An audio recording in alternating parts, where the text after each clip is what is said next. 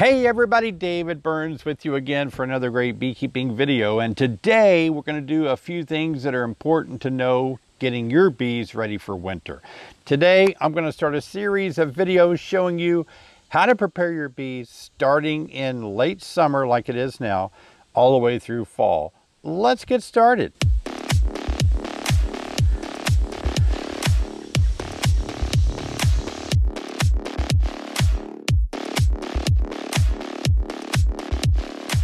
Well, preparing your bees for winter is so important, and it does start early. Some people wait until the last minute, like maybe the month of October or November, and then they try to throw some things on their hive, like kill some mites, wrap it up. You know, they do something at the last minute. That doesn't happen. That doesn't work well. You got to start now. Your bees are a single organism, and they need to prepare themselves for winter by having bees of winter physiology.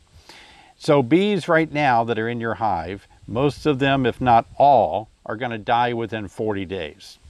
So you may look at your populations in the fall and you may say, wow, I've got a lot of bees, I got a lot of honey, everything looks good. Well, if all those bees are summer bees, they live 40 days. They're going to be dead by Christmas. So what happens is a lot of beekeepers go into fall thinking everything looks great because they see large populations of bees. They're looking at summer bees.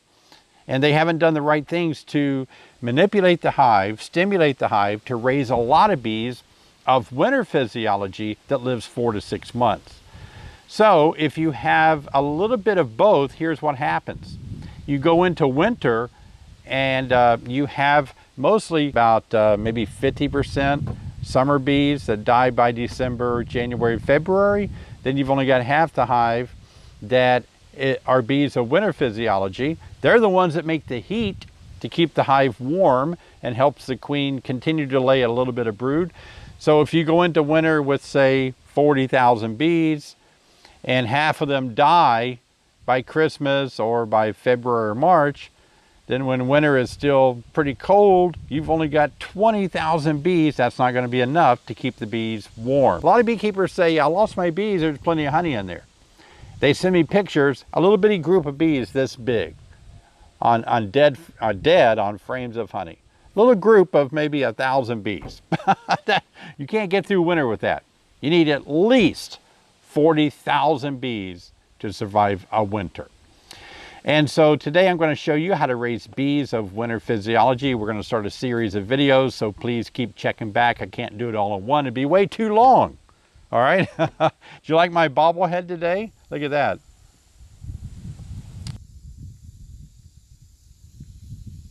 Sherry got me this bobblehead a few years ago for like, I think a birthday present or something. She had to send a bunch of pictures in to the people that make these.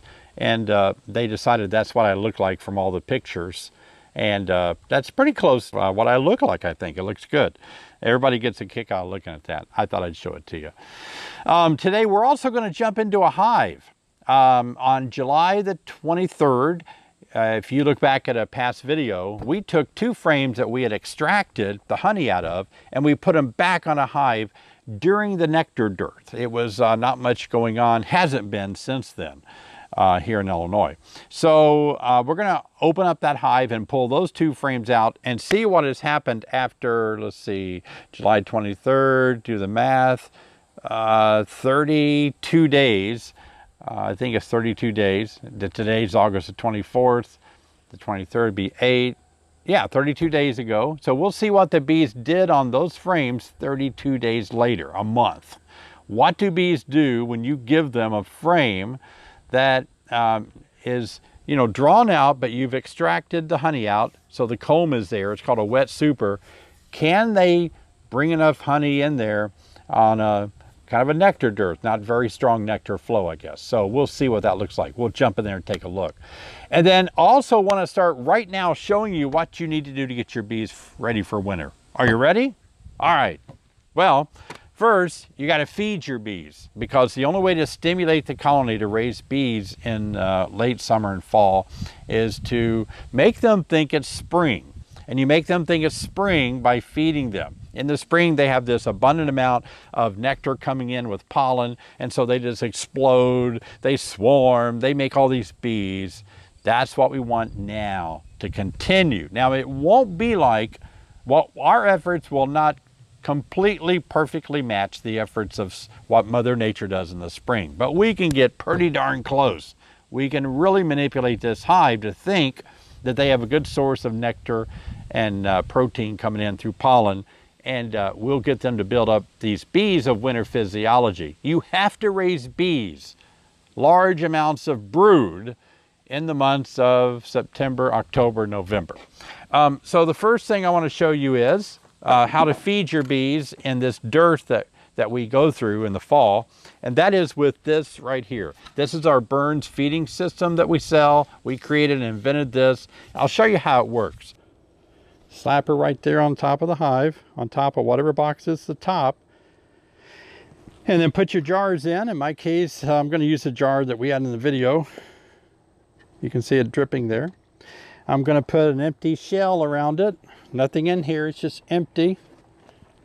Square it up. Put your top cover on, and this top cover has bees on it, so just drop it in front of the hive to knock the bees off. All right, the bees are knocked off. Put it down like that. Put a brick on it, and now we're feeding them. Now you can put another jar on there. You can put a pollen patty if you want to. I'm just putting the one jar for demonstration that we had. This is going to be my plan to feed these all the way until I can put my winter bee kind candy board on it when the daytime temperatures drop below 50. The bees extend their proboscis through the screen and kind of suck it out of the jar. It doesn't get the hive wet or anything when it drips. It just, bees drink it as it bubbles up. The vacuum holds it in there. This other square or rectangle you see here is if you use pollen patties, you can push them through this screen and the bees can consume those pollen patties. So you put the empty shell on top. Now what you're doing is creating a little space in here to feed the bees. They're below the screen, even though they're eating through screen. Then you put your jars in here, in the holes, in your pollen patty, and then you take your top cover like this. You take your inner cover off, you don't need it right now, and you put your top cover on. See how simple that is? Feeding bees in the fall, late summer, fall. Now, put a rock or something heavy, a cinder block to hold it down in case the wind blows. But once you want to refill these or check on them, when you take this top off, there's no bees in here. The screen holds all the bees down. You can pull your sugar water out, see if you need to refill it, put it back in. Keep doing this. And the big question is, David, how long do I do that? Do it as long as bees will fly. If bees are able to come out of the hive and fly, like that's normally what they would do to get nectar, well then feed them liquid. If they can't fly anymore because it's too cold, usually 50 degrees Fahrenheit and below, bees won't really consume much sugar water. They begin to cluster at 50 degrees outside Fahrenheit or below, so they're not going to drink a whole lot of sugar water. It's better at that time to put on a hard candy board, which we make, which is the winter bee kind. Now, the winter bee kind is mainly for winter. It's not to be, I don't think you should use them in the fall. I really don't think so. I don't think that you should put them on until the bees are no longer flying. The winter bee kinds look like this. This is an 8-frame winter bee kind. It has sugar, amino bee booster, amino acid, proteins, and it has protein powder, honeybee healthy, vitamins and minerals. We mix this, we pour it before we send it to you. It looks like this, and once you order it, you will receive it after the winter, after the weather turns cool enough for us to ship them. So once you get your winter bee kind, it has insulation on it. The insulation, by the way, we designed this to cut down on moisture developing in the hive. We found that moisture was killing hives in the winter. The moisture would develop on the inner cover or the top cover because of the contrasting temperatures between the outside very cold winter and the inside very warm hive, and condensation develops on the warm side of contrasting temperatures, which was the hive, and it would drip down, and now the bees would get wet and cold and they would die.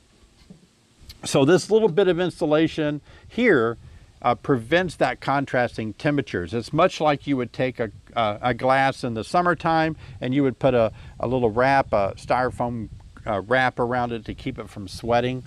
That's what this is doing as well. Notice the entrance here. This is where the bees fly in and out, the little hole there, and they will fly in and out and take flights to defecate, potty, even on cold temperatures. That keeps their gut cleaner, and that will seemingly reduce the chance of a microsporidion such as nosema from getting just crazy in their gut during the wintertime if they're able to take these flights and clean their gut out more often. So that's an added benefit. But this this vent here is to help stale, moist air get out of the hive. And we just happen to notice that bees were using it to take potty flights in very cold temperatures and fly right back in, rather than going all the way down to the bottom and walking over their dead sisters to get out and to come back in after cleaning their gut. Now, this winter bee kind, you can order these online. They're available now, but again, they won't ship until it gets cold enough for us to ship them here in Illinois, which is usually around Thanksgiving. Plenty of time. It's for winter feeding.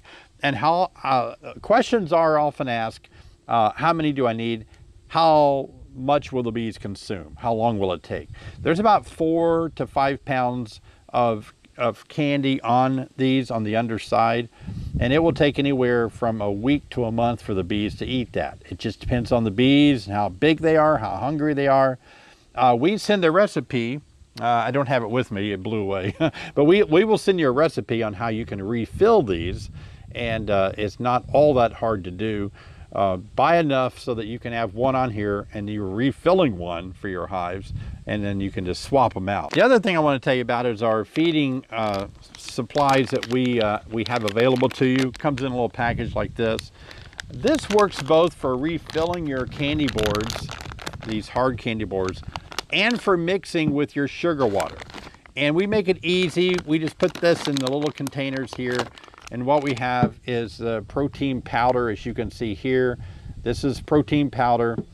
This is like Honeybee Healthy, and this is like amino acid.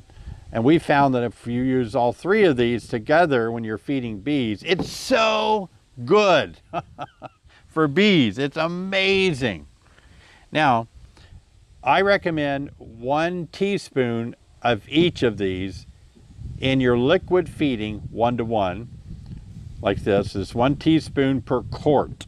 Got it? 1 little teaspoon of each of these, teaspoon of this, of that, in a quart of 1 to 1 sugar water. Mix it up, stir it up really good.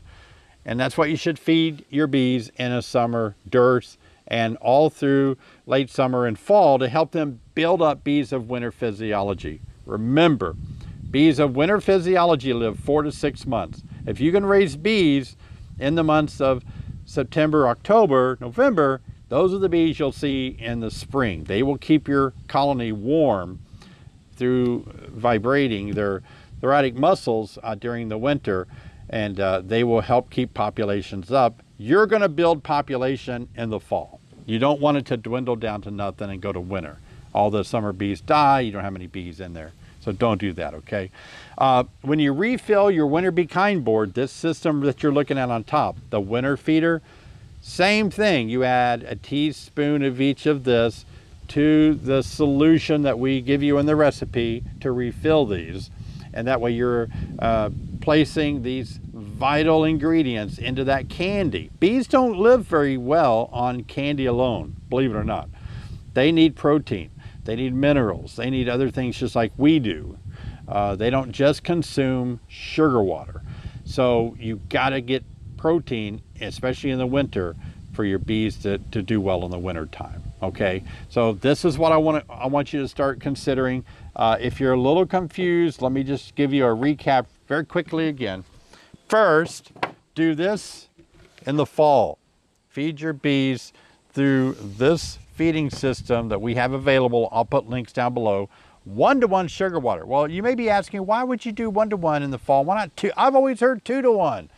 You know, 2 to 1 is not, what is 2 to 1? When bees go out and out to flowers, it really is thinner than 1 to 1.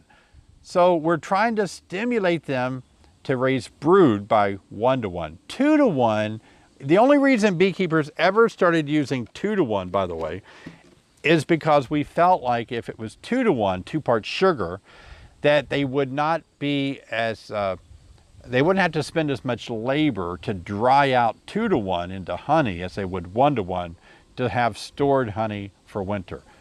Well, I'm not trying to get them to store honey for winter. They had their chance. If they didn't do it, I got to feed them the hard winter candy board. So what I'm doing is 1 to 1 in the fall, late summer, fall, 1 to 1 with the 3 ingredients, a teaspoon of each of these in here to stimulate the queen to lay more, for the hive to be able, the nurse bees to create, to be able to produce royal jelly, and then to feed the developing larvae really well so that they will make bees of winter physiology. It is so simple, so powerful too. Oh, I'm telling you, this makes sense. All you gotta do is feed your bees what they would eat in the spring so that they explode like they would in the spring in the fall to make a lot of bees of winter physiology. And then those bees are the heater bees for winter. They're well-fed. Well-fed bees are awesome. I mean, nutrition, you look at all the studies out there, you'll see poor nutrition as a leading cause of most reason bees have issues. Even colony collapse, it mentions poor nutrition. So there's no reason for bees to be have poor nutrition, okay? So these things are available. I'll make a link to all of this on our website. But anyway, to summarize it again, do this liquid feeding until it gets around 50 degrees for high temperatures. Bees aren't going to eat this much. They're clustered. That's when you take this off of your hive. And that's when you take the winter bee kind, and you take the winter bee kind, again, place it, I usually place a little vent toward the front like this. Place it on the top of whatever box you have, whether it's your 2 deeps, a single deep, or a 2 deeps and a super going into winter. Whatever your top box is, put it on the top box, candy facing down, okay? So the insulation is up, the candy is below that facing down, and then you put your top cover on like that and go through winter. And again, check this every so often to see if they've eaten through it. They will drain everything out of it most of the time. Again, how long will it take? It's hard to tell. It could be a week, it could be a month. Just keep an eye on it. Well, what about changing this out? Some people say, I can't lift this. I can't open my hive in the winter, they'll die. No, they won't either, actually. Bees don't heat the inside of their colony. They only heat in proximity to other bees. That's called the winter cluster, keeping each other warm.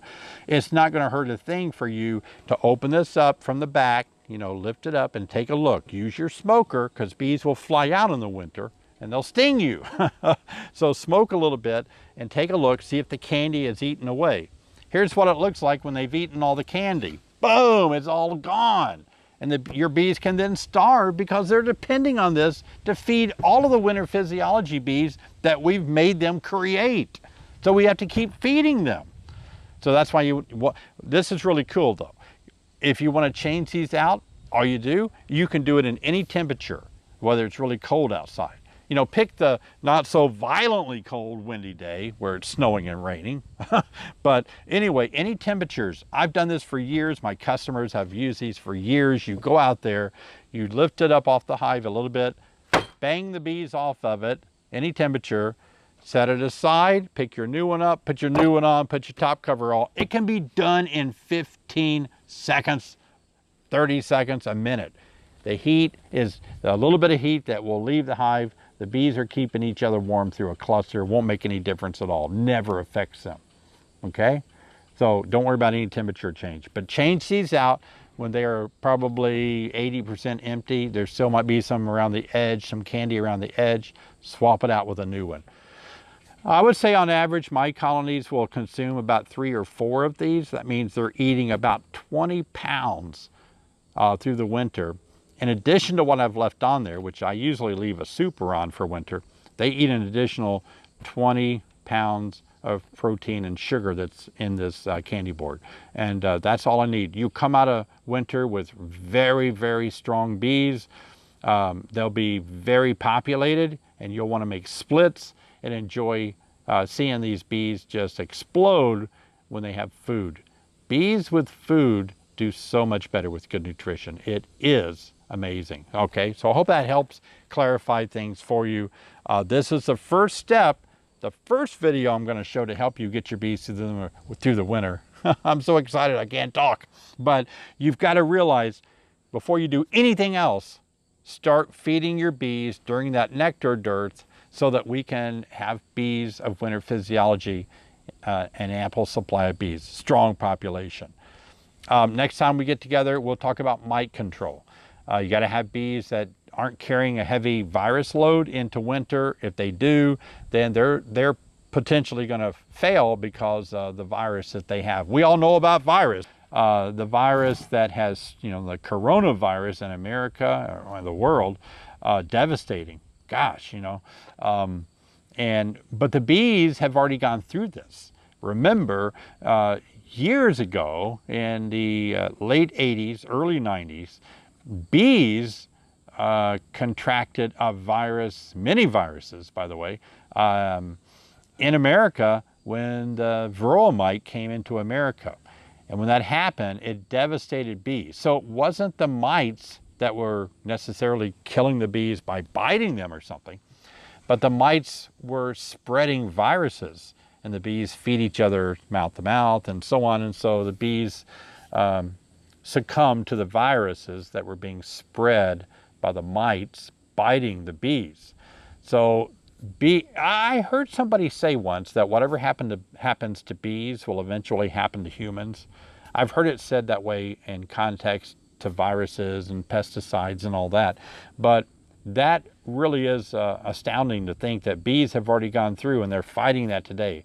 Bees are dying because of the viruses that are spread by the varroa destructor mite. That's why mite control is of the utmost importance. The more you can reduce the mites, the more you're reducing the viruses that are being having that kind of negative effect on the colony. Does that make sense? Okay, cool. Very good. Well, I want to show you now. Let's jump into that hive because I want to pull those two frames out. We want to take a look, see what the doggone bees did to those two frames. That'd be interesting. I suspect, based on what I've observed in their foraging, that they may have put a little nectar in there, but I don't think they've sealed them or capped them over. I don't think we've had that kind of nectar flow, so it just might be filled with nectar, but who knows? Let's jump in a hive and see. Then we'll be back for coffee time. Trying to read my writing here, stay with me. Looks like one of them says July 29th. This one right here. Okay, good. These are the two that I'm thinking of. That's good. All right, so July 29th and July 29th. There we go. I'm not losing my mind. I missed it by a few days, though. It wasn't the 23rd, it was the 29th. All right, so now we have to do the math. We said they were in here 32 days, but that's when we thought they were in here on the 23rd. So we're going to take away 6 days. So 6 minus 32 should be 26. All right. Just short of a month. So let's go ahead and take a look at these frames and see if they filled in any nectar on these two frames here that we dropped in.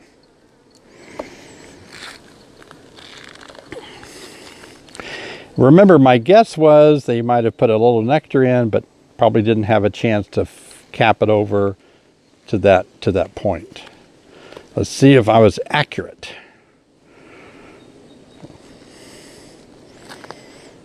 It's heavy. Dang. It is filled in nicely with nectar, and some of it is starting to be capped. Same on this side. All right, let me look at the next one. Can tell by the writing on the top. And I love wearing these gloves. So many of you have asked me about where you buy these gloves. We used to sell them, and we occasionally sell them in our store, but I don't recall where we got them, but they're so nice. They're sting proof. Okay, a little more capped over, almost capped over. We could test that with a refractometer. It might be harvestable. Interesting. Very good. I like it.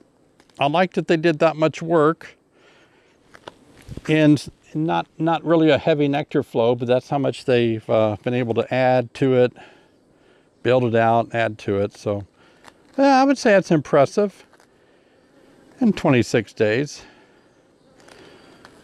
All right. One of the things I wanted to share with you guys about working a hive this time of the year, especially during a nectar dearth, is when the hives are larger because of the late summer with not much nectar flow in late summer, bees can be much more aggressive. Some people contact me and say, oh my gosh, I think my bees have become Africanized. And I'm like, is it the same queen? Yep. Well, they're not Africanized then.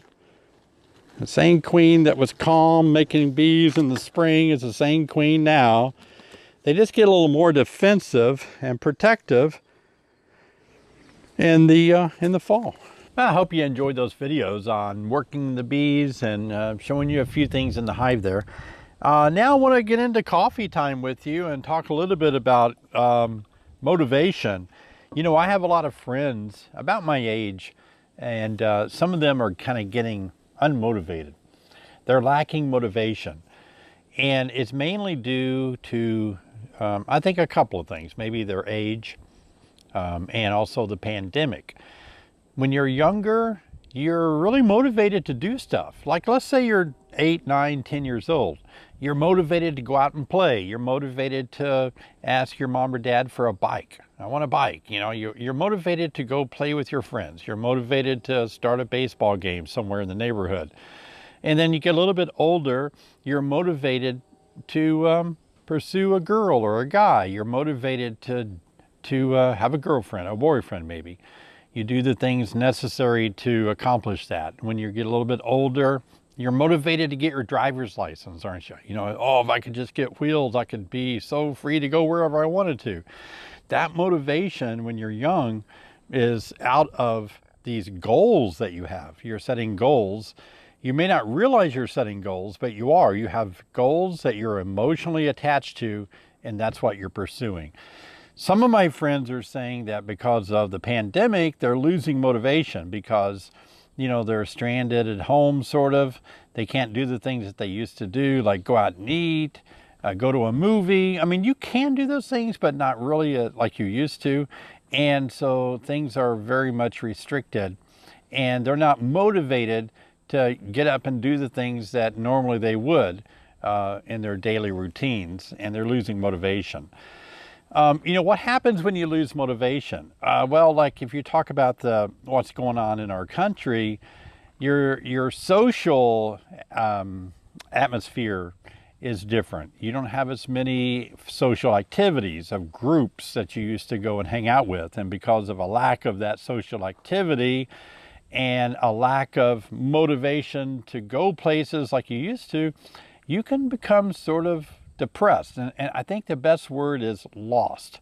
Some people feel like lost. I got nothing to do, nowhere to go, can't hang out with my regular friends in regular spots like we used to. And they feel lost. Kind of, where am I? And so I want to encourage you today that motivation can still happen. And you have to figure out in your life some type of way to be motivated to accomplish the things that you want to accomplish. Now, if you're losing motivation, maybe like at work or some other activity that you're involved in and you're losing motivation, it could be that you're not really enjoying that activity. You're not really enjoying the job. Maybe you're starting to realize, I'm not real motivated to become a manager because it's more responsibility and not a lot more pay. And so I'm just not motivated anymore to keep going up in higher positions where I work. So stuff like that can destroy motivation. If you feel like now the goal really isn't worth it. But you know what? You just need to figure out in your own heart, examine yourself and say, maybe that if I'm not motivated, maybe it's because I'm no longer really emotionally pursuing, or I just don't want to be that. I don't want to become that. I don't want to achieve it. If you're really kind of called, or that's your destiny to become that something, and your emotions and your thoughts are in it, your heart's in it, it's easier to find the motivation to do it. I've become a certified master beekeeper, and a master in another area, which I can't talk about, but I've mastered 2 areas, and I was motivated to do it because my heart was in it, and that's what I wanted to do. And now I'm working in a 3rd mastery skill level set in ham radio. I became, in ham radio, there's 3 licenses that you can obtain, and they kind of step up. You can become an entry-level technician, and that gives you the some frequencies, mostly local frequencies to talk on. And then as you take another FCC test, then you can earn your general license, which opens up a lot more frequency, HF. You can talk, around the world. And then ultimately the master position is an amateur extra.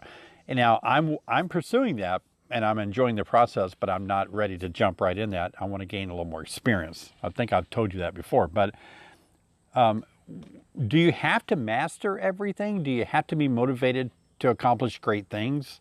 Not necessarily, do you?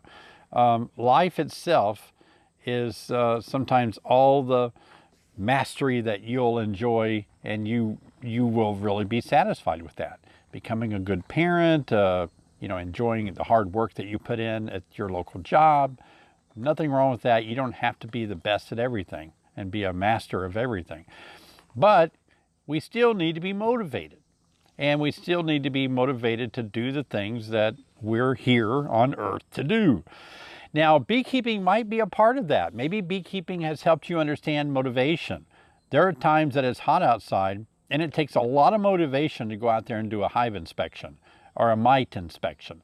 There's times that, like right now, I need to take honey supers off, and I'm trying to get motivated to go out there and rob off, these honey supers, not just take them off, but then you got to take them inside and uncap them and extract them and put them in bottles and label. There's a lot to all that. And when you stop and think of the totality of taking honey off of a hive and putting it into a bottle, you can lose motivation. But if you're really excited about it and you're looking forward to maybe making a little extra money or satisfying customers who are really looking forward to your honey, you can get more motivated to do things. But just know that in order to be motivated, and I think we do lose motivation with age. When you're older, you've already been motivated to get married. You've got your driver's license. You've got a nice job. You bought your house. All these goals and motivation that you had to reach goals, most of them have been met. And now you may be thinking, what else is there? Don't give up. At any age, you can keep being motivated to do awesome stuff, fun stuff, enjoyable things, helpful things, encouraging things to others. So stay motivated no matter how old you are, how young you are. Stay motivated to continue to enjoy your life and do the things that you have to do, like mow your yard and all that, and be motivated to do the things that might inspire you to do and learn and grow no matter how old you are. You can keep growing and being motivated to accomplish things. So today I want to challenge you and encourage you, be motivated.